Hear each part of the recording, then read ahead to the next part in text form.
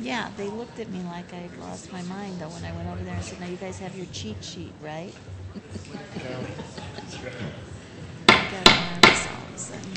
Well, good evening, everyone, and welcome to tonight's City Council meeting. This is Monday, September 12th, and we're certainly pleased to have all of you here.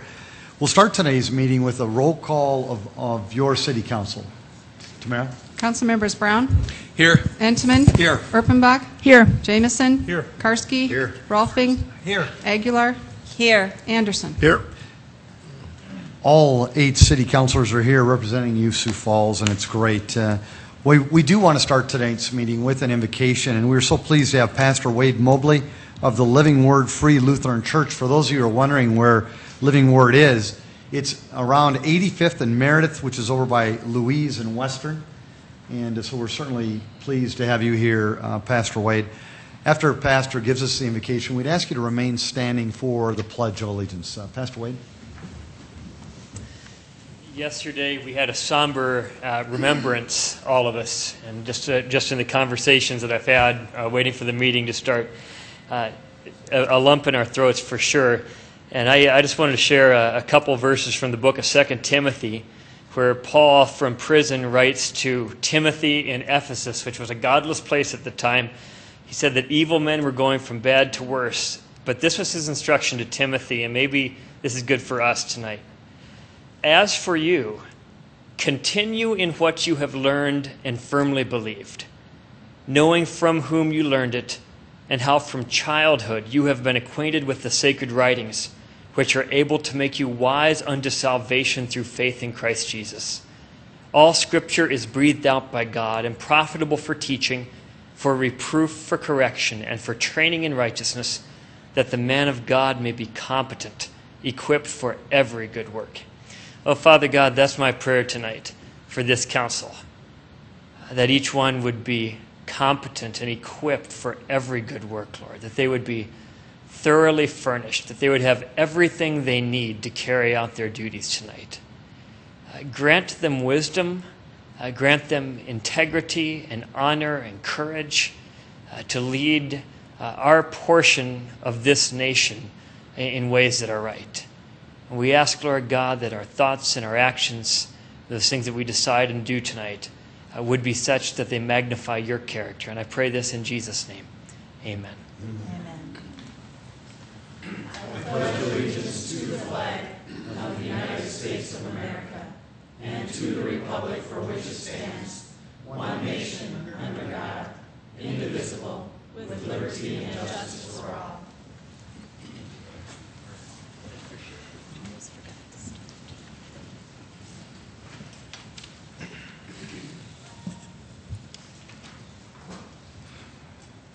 Well, we'll continue tonight's meeting with the consent agenda. Council, are there any changes to the consent agenda or any motions? Move approval, Aguilar. Second, Brown. Councilor Aguilar has made a motion to approve tonight's consent agenda, seconded by Councilor Vernon Brown. Is there any further discussion? A roll call vote, please. Council members Brown? Yes. Entman? Yes. Erpenbach? Yes. Jamison? Yes. Karski? Yes. Rolfing? Yes. Aguilar? Yes. Anderson? Yes. Thank you. That is passed 8-0. Now moving on to tonight's regular agenda. Council, any changes or any motions? Move to approve, Brown. Second, Jamison. Councilor Brown's made a motion to approve tonight's regular agenda, seconded by Councilor Jamison. Any further discussion? A roll call vote, please. Council members Brown? Yes. Entman? Yes. Erpenbach? Yes. Jamison? Yes. Karski? Yes. Rolfing? Yes. Aguilar? Yes. Anderson? Yes. That is also passed 8-0. Again, I'd like to welcome all of you here tonight. It's a very, very important meeting for our city, and I think what you're going to find is that the city is going to reap the rewards of the time and talent of these city councilors and so many others within city government. They put in a lot of time and effort into the work that you're going to hear about tonight. But before that, we certainly want to recognize the people of Sioux Falls, and especially those that are here tonight. If there is anyone who'd like to speak to any item regarding your city, please just come forward. We'd ask you to keep it to 5 minutes. And the only thing included in that is that we ask you to give us your name. Thank you. Welcome. I'm Roger Algersma. I been somewhat following this event center thing for a long time, and I'd seen someone that had a letter in the paper a week ago showing the finance plan, which I later found anybody can find on the website. Just the appearance of it, it looks like about the most irresponsible, maybe selfish, maybe you didn't notice it, but I've never before seen payment plans where the first few years is less than half the size of payment is down the road. Now, if you're in a business and you got a reason for it, that's one thing. But if this means that you're not paying principal the first year, well, I heard this afternoon that the interest rate went down a little, so you'll actually be paying a little principal the first year. But if you, all you together, build this grand thing, and then somebody else in the next council, next mayor, got to pay for it with twice the size payments as you're willing to have in your own budget, something about that isn't really being responsible. So I think if you had the payments the same, I mean, the first few events, the place is going to fill up just because people want to see the place. It's not like it's harder to pay the payment the first year than later. So it just bothers me that, you know, in your current terms, you set it up that you're paying half of what's got to be paid later. It was mentioned that Councilor Jamison said this afternoon something about where's the money for other projects. I said here about 3 years ago that I expected Sioux Falls to grow lower because the farm economy is doing really good, and it still is. They've had 5 good price years, now 3 good rain years. So instead of 3% growth, less farm kids are coming to the city, and you've been growing 1.5% a year. I noticed for 2 years. I don't know what last year was. So that's why you could cut back on new arterial streets, and because you're just not growing as fast. So the need for an event center. On the last task force, a consultant said not so big, not so much, and as I said here far enough ago that Deb and Vern are probably the only ones remember. When I was in college, a couple of professors told me at 2 different schools, if you want to be a consultant, you're really good at analyzing, but there's one thing you got to learn. You first got to find out what they want to hear and then prove them right, because no executive at 100, 200,000 a year is going to pay you 50,000 and tell them they're wrong. They've seen good consultants, make good predictions or good estimates and never get a job again because they told somebody they're wrong. So on the last task force, when their consultant said, didn't just flat out say, no, you can't do it. He kind of said smaller or whatever. That's a pretty good clue. They don't risk their careers telling you you're wrong unless they really got proof that they're going to look bad if they didn't. And it kind of surprised me that this happened. It's later on I figured this was the bond market, not bank loans. But 2 winters ago I was in Texas, visited Rice University when Stuart McIntosh III gave a speech. He's chairman of G30, which is the 30 biggest banks in the country. They do some consulting in Washington. They do a little lobbying. He says the economy improved, but it's got a long ways to go because there's a lot of bad debt yet. And I told him afterwards, if you got all these problems yet, you got to have some bank reform, because the Democrats will vote for it because they wanted more regulation, and the Republicans see banks going broke. And Obama really needed a win because the healthcare thing was going slow. And I explained that any good banker don't want bad bankers taking advantage of a good economy and making bad loans, because that takes loans away from the good bank. And if the bad bank makes too many bad loans, then the bank economy goes down, they go broke. Well, a month later, I see in the paper that Obama had a bank reform bill, and it passed real easy. Nobody argued with it. Some bankers said they didn't like regulations, but nobody pointed out a regulation they didn't like. So it looks to me that we're going to have to apply these rules to bonds too. And I emailed those people today. Hopefully we can have a better proposal where you actually make as big of payments as they do down the road. I just think that would be fair. Roger, thank you very much for your time tonight.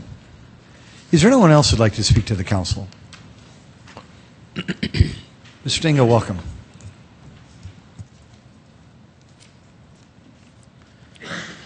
Tim Stanga. I guess at the 4 o'clock meeting, we answered 5 questions that supposedly are 5 of the main questions that you've been hearing. One of the main questions that I've been hearing, and I don't know how you're going to present it or how you're going to show the people, is we talk about the event center being profitable to be able to pay for the convention center and the arena. A lot of people are stuck on this, that if this event center doesn't do what it's forecasted to do, that we're going to end up subsidizing it. That's mainly what I hear. I don't hear any of these 5 questions. And I think we have to address that issue. We have to answer that question, because that's where a lot of people are stuck at right now. If we have the event center, I want it to sit on its own. I want it to be profitable. I want it to run. But this is my main question, and this is the question that I hear from a lot of people. And the other question, and it comes from when you come up and say that $115 million is just like a hiccup for people out there that are going for food, trying to figure out where they're going to get the next dollar. That's not a hiccup for them. We got more people in this town that are struggling, that need help, and I'm hoping that the city stands up and the county stands up and tries to help these people out, because they are hurting. So I'm hoping when we go on with this event center that we remember that there are a lot of people hurting. I know there's people that have money that this doesn't mean a thing to them, but there are people out there that scrape for $1 to make it. So I want you to remember that. Mr. Tinga, thank you very much. Is there anyone else who would like to speak to the council? Well, very good. We will continue on with tonight's meeting. Item number 2. Item number 2 is a resolution adopting the budget for the fiscal year ending December 31st, 2012, and the 2012-2016 capital program.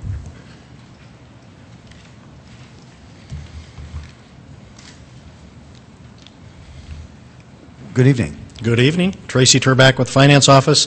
I don't have a presentation to wrap up this process tonight. I suspect the council's maybe just about presentationed out after the several months of this. The resolution before you tonight calls for the approval of the 2012 budget as well as the 5-year capital program for 2012 through 2016. The process started a number of months ago, and after several months of work this spring by the mayor and city staff from all of our city departments, the 2 documents that you're asked to approve tonight were presented to the city council. The first being the capital program on June 27th, and then the recommended budget on July 28th. Since that time, over the course of the last couple of months, the council has received budget presentations from city department directors and has had the opportunity to ask the directors questions on their individual departmental budgets. And in addition, over the past month, of course, as you folks know, the council's had an opportunity to have some working sessions on the capital program and the 2012 budget. And just last week at our meeting on September 6th, there was a public hearing that allowed for public input on the city budget. So all those weeks and months of working through this very deliberate process have brought us to the approval of the 2012 budget and the 5-year capital program tonight. And I stand ready here tonight to answer any final questions, and I know each of the departments has a representative here as well that are prepared to answer any final questions the council may have. Thank you. Director Turback, thank you very much. Before we go to the council, just wanted to identify, is there anyone in the audience who'd like to speak to this item tonight? Welcome. Thank you. You're back. My name is Dean Rollis, and welcome, Mr. Rollis. I practiced law in Sioux Falls for over 50 years, and I've been retired for a while now. And of course, back, I'll give you a little history. Back in late 1959, the there were a couple citizens downtown businessmen that decided the parking situation wasn't adequate. And to satisfy that, they had a survey made, and they brought some experts in. You all know what an expert is, somebody that lives at least 100 miles out of town. And they determined at that time that the 100% location in Sioux Falls, South Dakota was 9th and Phillips Avenue. 9th and 9th and Phillips today remains as the 100% location in Sioux Falls, South Dakota. I wanted to point out, if you don't believe me, I'll just give you some facts. The taxes that are paid on the 4 buildings on the 4 corners at 9th and Phillips, the Wells Fargo building pays $192,000 a year. The CNA, the present location of CNA, pays $138,434 a year. First National Bank pays $128,505 a year. And the Great Western Mortgage, which is an older building, pays $72,000 a year. That total is nearly $550,000 annually paid by those locations. Now, I've heard in the past a lot of talk about, well, let's tear down the ramp. It's starting to get serious, and so I thought I better say my piece. I think I'm the last of the fellows that put together the parking ramp in Sioux Falls. And the history of the thing is that when they made their study, they determined that the best location would be the present location of the ramp, because it is a half a block from what is the 100% location in Sioux Falls. So at that time, we got permission from the Corps of Engineers and the City Council, Mayor, and Commissioners at that time approved it. And so for the grand total of $600,000, that ramp was built to accommodate 300 cars. And since that time it was added to, so it's approximately contains 500 cars at this time. The original cost was $2,000 per parking lot, per parking stall. The income, as from figures I received from that were provided to Councilman Greg Jameson, was that the ramp annual income was approximately $328,000, and $172,000 was allocated to the expense and the upkeep.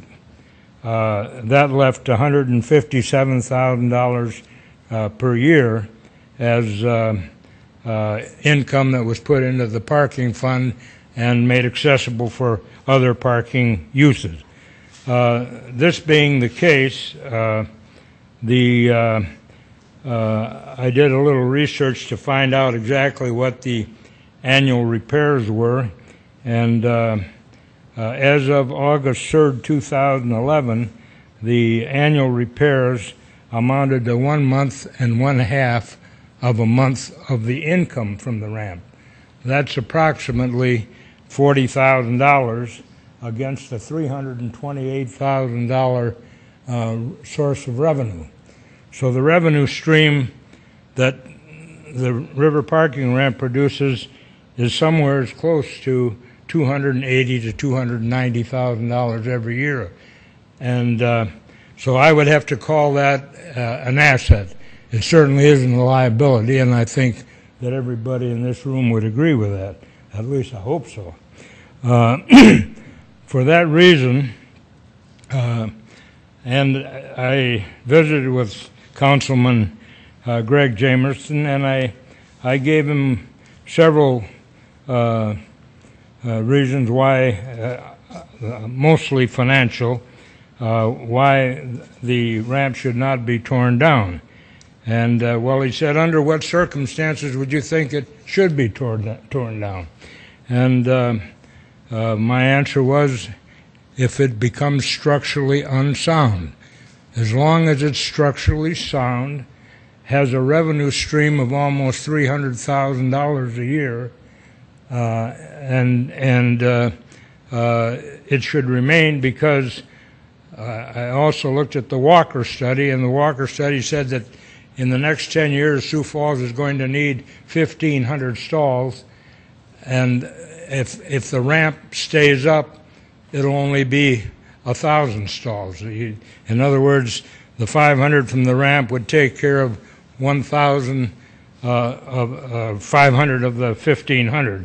So at $15,000 per stall, which is the cost today of putting in a ramp, that amounts to $15 million. So that's a big sum of money. In my analysis of the value of the parking ramp, I cap the income at 6%, and I come out with a total of nearly $3 million value today. Now, I'll go back to what I said before. As long as it's functional and all it needs is $45,000 to $50,000 in repair, it's kind of senseless to have it demolished. And I do hope the council and the mayor take these figures into account. I don't think the parking ramp does not detract from any of the improvements that are being made along the river. And it is a valuable asset until it becomes a liability. And at that point, I agree that it should come down. And that's the sum and substance of what I wanted to call to the attention of the council tonight, and I'm hoping that you'll consider the financial aspect of this, because as I analyze it, if you were to tear it down, you would have an expense of at least $7.5 million to build it somewhere else, and the fact is there really isn't anywhere else that's within a half a block of the 100% location in Sioux Falls. Mr. Ross, thank you very much. You bet. Great job. Thank you. you. Is there anyone else who'd like to address the council about the capital improvement plan project or the operating budget for the city of Sioux Falls?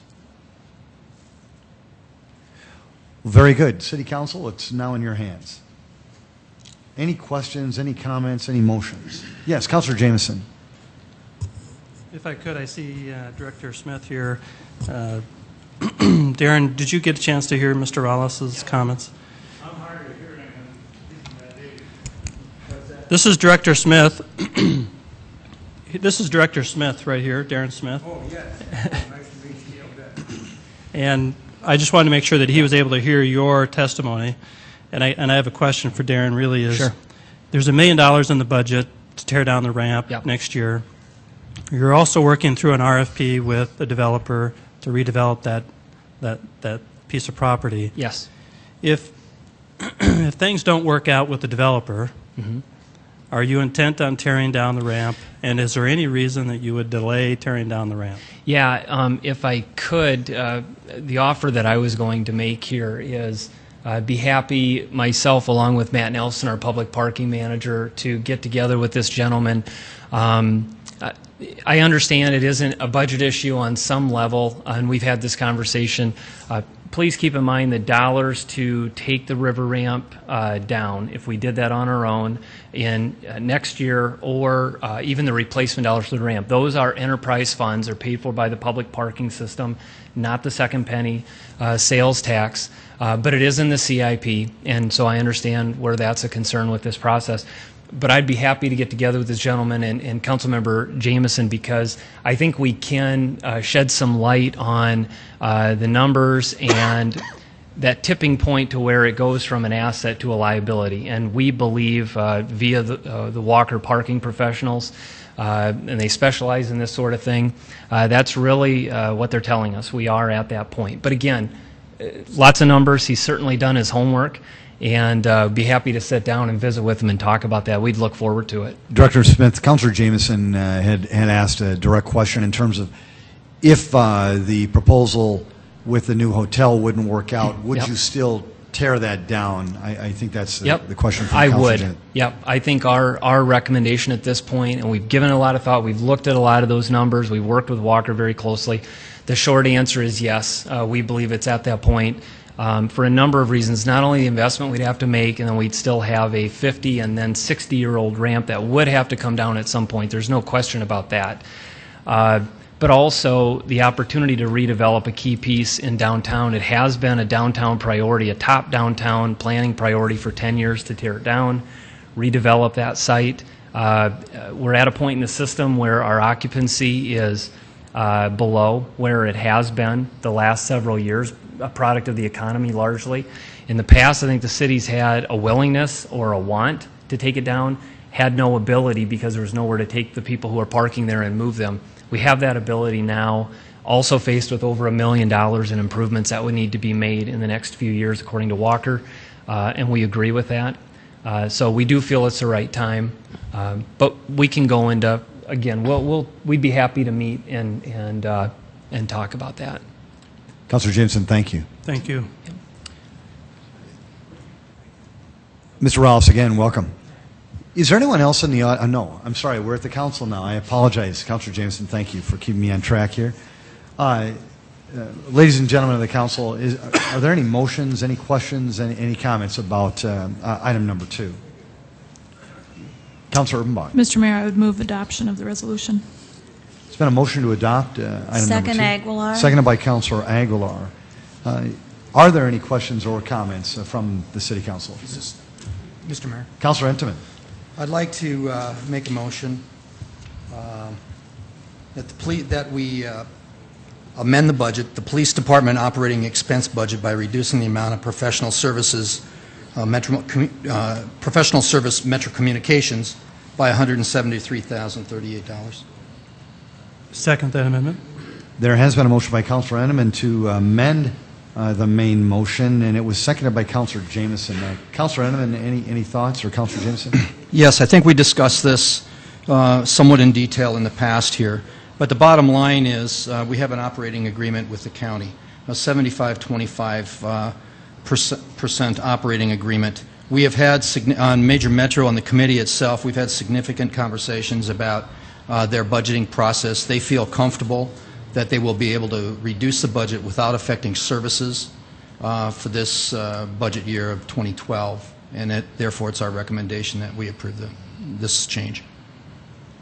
Council, any other questions or comments?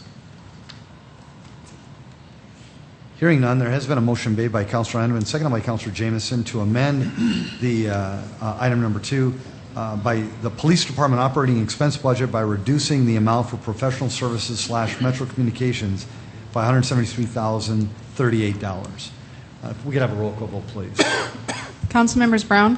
Yes. Entman? Yes. Erpenbach? Yes. Jameson? Yes. Karski? Yes. Rolfing? Yes. Aguilar? Yes. Anderson? Yes. That has passed 8-0. We now have an amended main motion.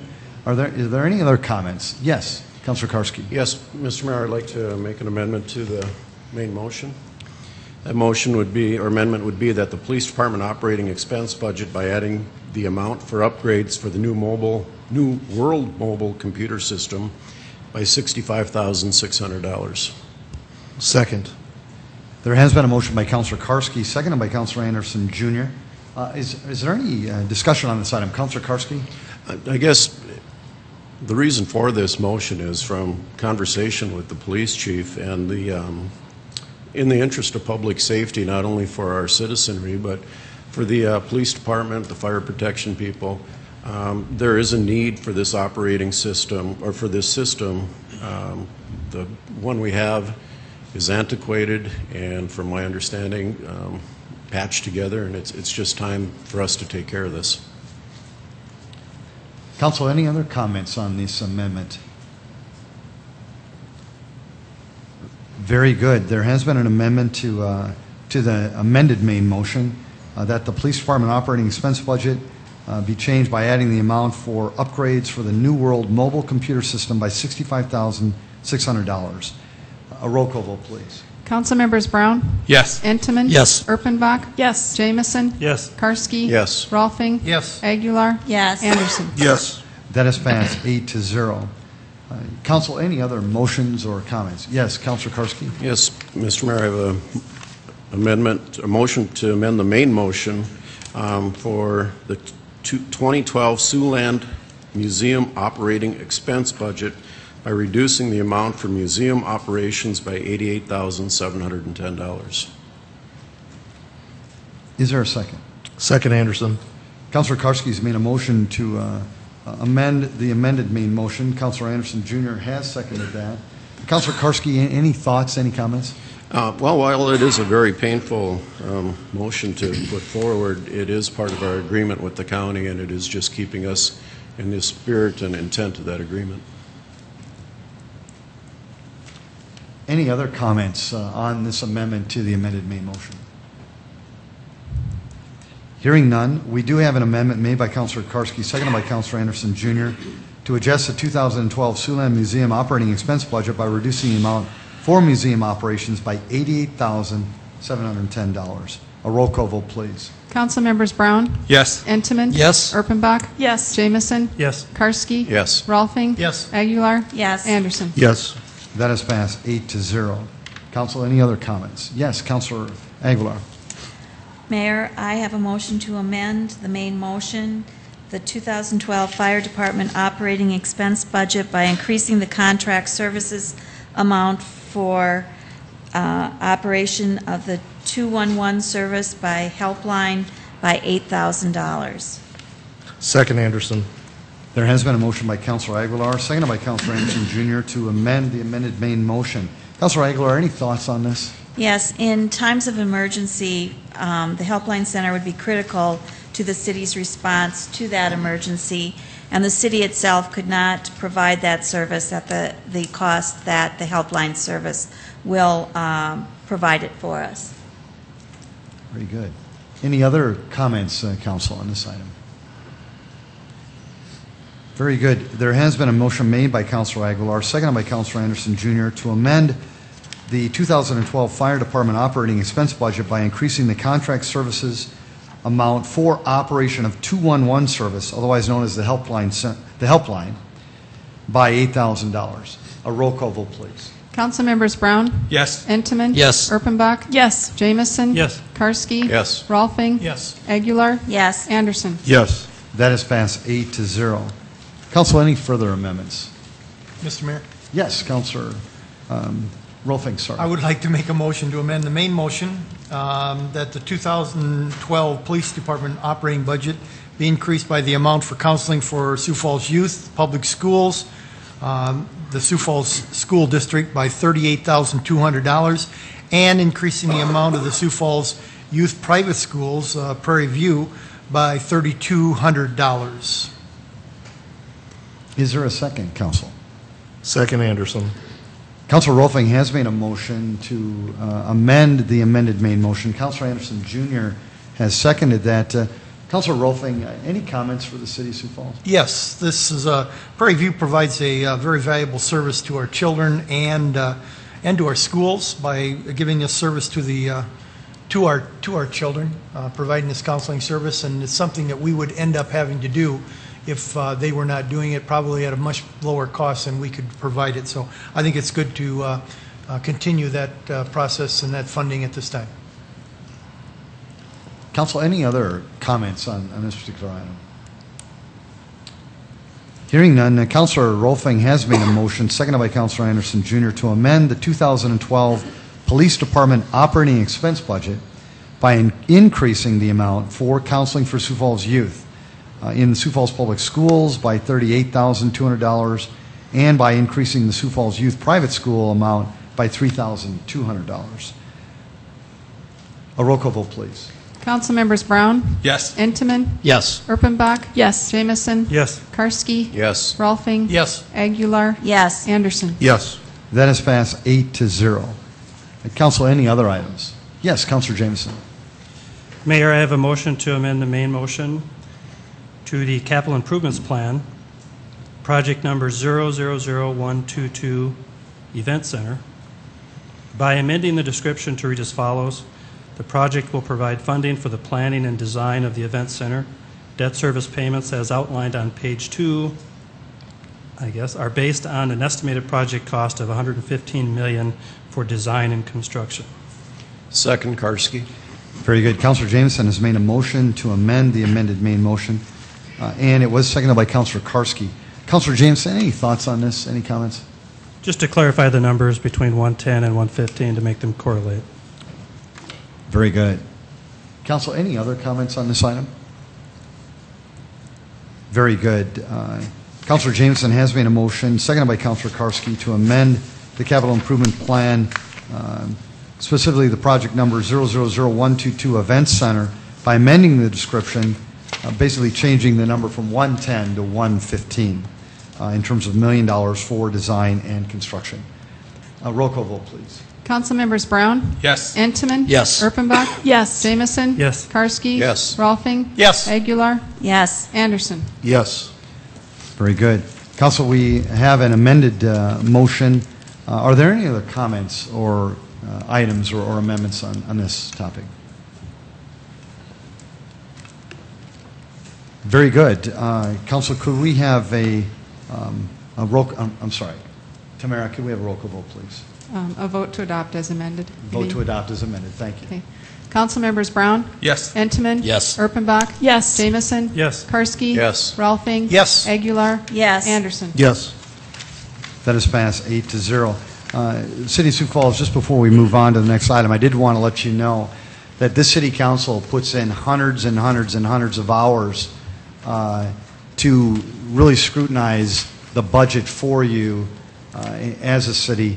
Of course, there is a team approach in terms of utilized by the folks that work within your government, but this council goes above and beyond scrutinizing these numbers to try to do the right thing and the prudent thing for all of you.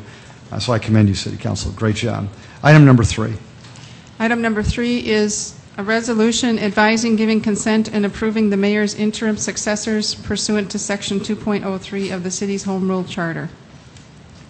Mr. O'Toole, welcome. Mayor and Council, Bill O'Toole, Director of Human Resources.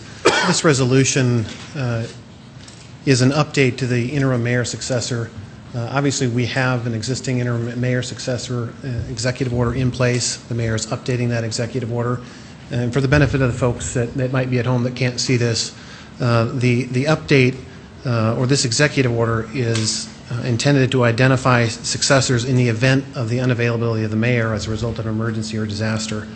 And I would just like to read the list of the six individuals that have been listed in order under this successor provision. The first is the Director of Finance. The second is the Director of Public Works. Third is the Chief of Police. Fourth is Director of Community Development Public Parking. Fifth is Director of Human Resources. And the sixth is the Director of Parks and Recreation. And pursuant to City Charter 2.03, the order and number within this executive order requires advice and consent. That's why the purpose of this resolution is before you tonight, and I'd be happy to answer any questions you might have.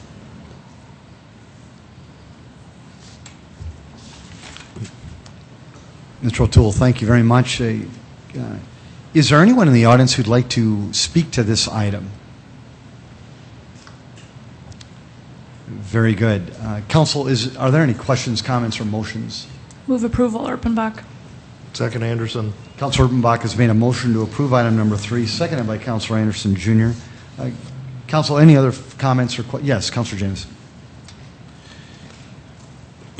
This isn't really a big deal for me, this whole change, but I think it's fair to say that several weeks ago, I think it was during the Sioux Empire Fair, I was working the Ted Nugent concert, and Tracy Turbeck showed up. So his stock went up, in my book. I thought that was fun. But I do have to say, I think that, Mayor, when you first came on board and you picked Mark Cotter to be your first guy there, I think you did it right. I think Mark has proved himself well over the years. He's smart, he's analytical, he knows the system, he's got a great history with the city, and has earned the respect of the council on his opinions and thoughts. I'm not going to die on this issue because it isn't that big of a deal, but I really think that you're passing up one of the best assets we have in the city by not utilizing Mark in that position. I think Tracy will do a fine job for you and the city, but I need to take the moment to say that I think Mark Cotter would be better. Councilor Gibson, thank you. With your permission, Councilor Aguilar, I'd just like to explain the rationale for the change. First of all, let me express that I've been in the battle with Mark Cotter over the last year and 3 months, not only as a coworker but as a brother. If there's anyone who respects Mark Cotter more than me, I'll fight you to the end on that one. I have the utmost respect for the man, and with God's support, we'll be allowed to work together into the future. My rationale for this change is one, again, I'm bringing back some of that business acumen that I had when I was at Premier as well as at Citicorp. First of all, Tracy Turbeck, in the finance department, he has been challenged to know the ins and outs of not just his own respective department, but all 12 of the departments. And in fact, as you know, we have asked the finance team to work even more intently with all of the other departments to know them like the back of their hand, and Tracy is doing that and doing it well. He needs to know the organization, the roles, and the finances of each department. Secondly, I have had a couple of instances where I have tried to be gone from the city, and it just happens to be that every time I do leave, we have had some situations where we have needed some additional help and support. The problem is that the issues have been surrounding generally the levees or flooding or sanitary sewer lines or roads. I need Mark Cotter during those times focused on that, making sure that those issues are addressed as best as possible versus worrying about some of the other issues that come up when you are mayor. And so that was another one. Number 3, in corporate America, and folks, you have to understand that is my background, when the president and the CEO was gone, the vast majority of the time it was the CFO or the chief financial officer that was in charge of the company. And I believe that same thing should apply here. And then last but not least, yes, I am incredibly fond of Mr. Mark Cotter, but I certainly have already recognized the talents and the abilities of Tracy Turbeck to lead. He will not let the city down, and for that reason I would encourage you to vote yes. But I certainly respect the comments that have been made by Councilor Jamieson and others. Thank you, Councilor Aguilar, for that opportunity. Councilor Urbanbach. I just would say if that seems to be the problem, Mayor, you maybe shouldn't leave town. And that is fair. That is very fair. And Mayor Munson, in his 8 years serving the community, he very rarely left. And I tell you, I commend the man for that. I just can't do it. I do have to get away every now and then, and I'm hoping that maybe year 3 or 4 I can. But you know, again, God willing, I can leave without something bad happening, and I know that'll happen. But thank you again, Councilor Urbanbach, for the opportunity to let me leave. Any other thoughts, team? Very good. A roll call vote, please. Councilmember Brown? Yes. Entman? Yes. Urbanbach? Yes. Jamieson? Yes. Karski? Yes. Rolfing? Yes. Aguilar? Yes. Anderson? Yes. Thank you, City Council. That is passed 8-0. Council, any other business that we'd like to proceed with tonight? Mr. Mayor? Yes, Councilor Munn. I would move that the council go into executive session for contract negotiations pursuant to SDCL 125-2, subsection 4, and consulting with legal counsel pursuant to SDCL 125-2, subsection 3, and also for a personnel matter pursuant to SDCL 125-2, subsection 1. Second Aguilar. There has been a motion to move to executive session. Councilor Urbanbach did notify the City of Sioux Falls what that was for, and just for your records, it was SDCL 1-25-2, along with SDCL 1-25-2, and the two topics were contract negotiations as well as consulting with legal counsel. Is there any further discussion? A roll call vote, please. Council members Brown? Yes. Entman? Yes. Erpenbach? Yes. Jamison? Yes. Karski? Yes. Rolfing? Yes. Aguilar? Yes. Anderson? Yes. Very good. Folks in the audience,